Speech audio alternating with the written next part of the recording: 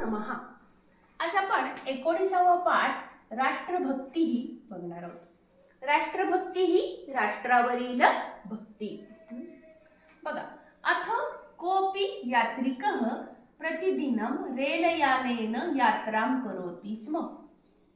नंतर किंवा एकदा एक यात्रिक प्रतिदिनं दररोज रेलयानेन रेल्वेने यात्रां करोति स्म प्रवास करत असे. म्हणजे एक प्रवासी दररोज रेल्वेने प्रवास करत असे. स्म लावला की करत असे असा अर्थ होतो. एकदा तस्य एव संधी झाला बघा, अ आणि ए मिळून आई असा संधी झालेला आहे इथं. तस्य एव पृष्ठतः दीर्घासने एका छात्रा उपाविशत.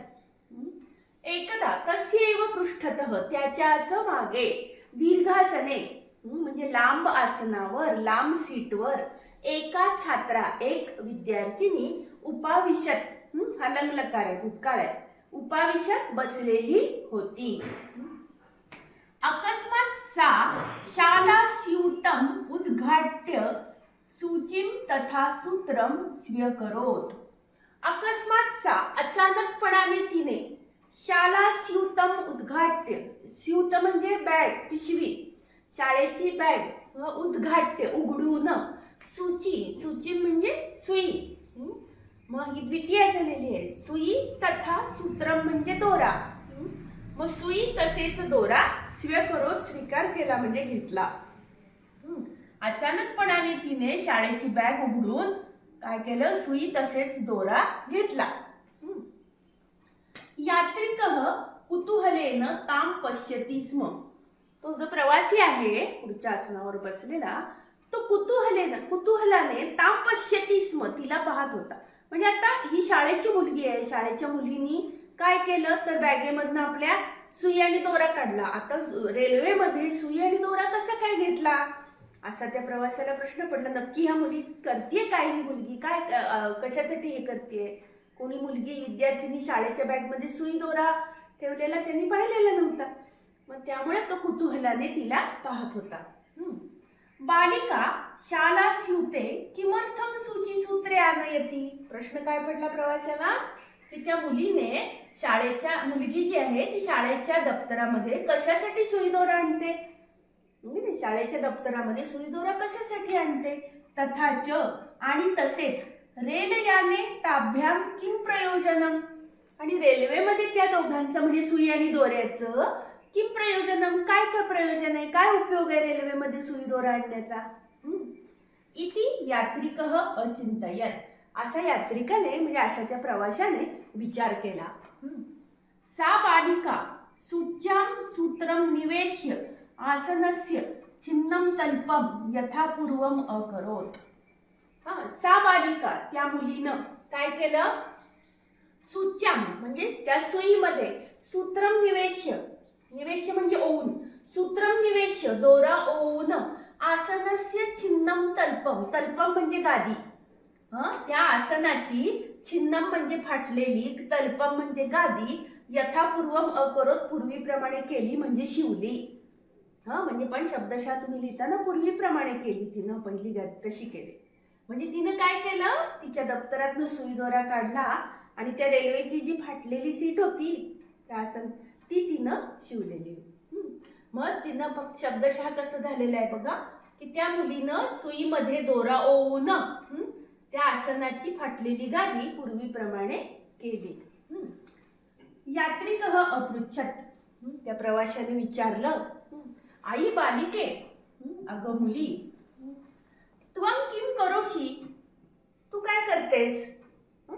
मग बालिका अवदत, मुलगी म्हणाली, एतत् रेलयानम अस्माकं कृते अस्ति. ही जी एतत् रेलयानम ही जी रेल्वे आहे अस्माकं कृते अस्ति आमच्यासाठी आपल्यासाठी आहे. ओके नाही, म्हणजे ही जी काही आपल्याला पुरवलेली सेवा आहे रेल्वेची ही काय आपल्यासाठी येते. एतत् राष्ट्रस्य संपत्ती खलु. आणि ही रेल्वे ही काय आहे, राष्ट्राची संपत्ती आहे. तस्य सुरक्षणम अस्माकं आद्यम कर्तव्यम एव.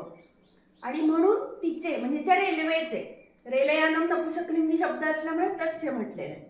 तर त्या रेल्वेचे सुरक्षणम चांगल्या प्रकारे रक्षण करणे अस्माकम आद्यम कर्तव्यम एव आपले पहिले कर्तव्य आहे.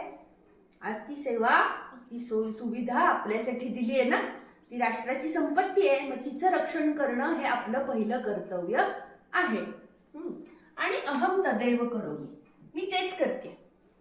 म्हणजे आपण नुसतं प्रवास करणं हे नाही, त्या रेल्वेचं पण चांगल्या प्रकारे आपण रक्षण केलं पाहिजे. म्हणजे रेल्वेमध्ये स्वच्छता ठेवली पाहिजे, रेल्वेमध्ये जे आपल्याला पुरवलेले सामान आहे ते आपण नीट ठेवलं पाहिजे.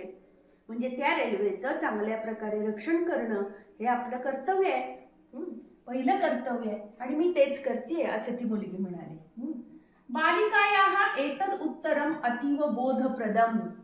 मुलीचं हे जे उत्तर आहे ते अतिशय बोधप्रद आहे.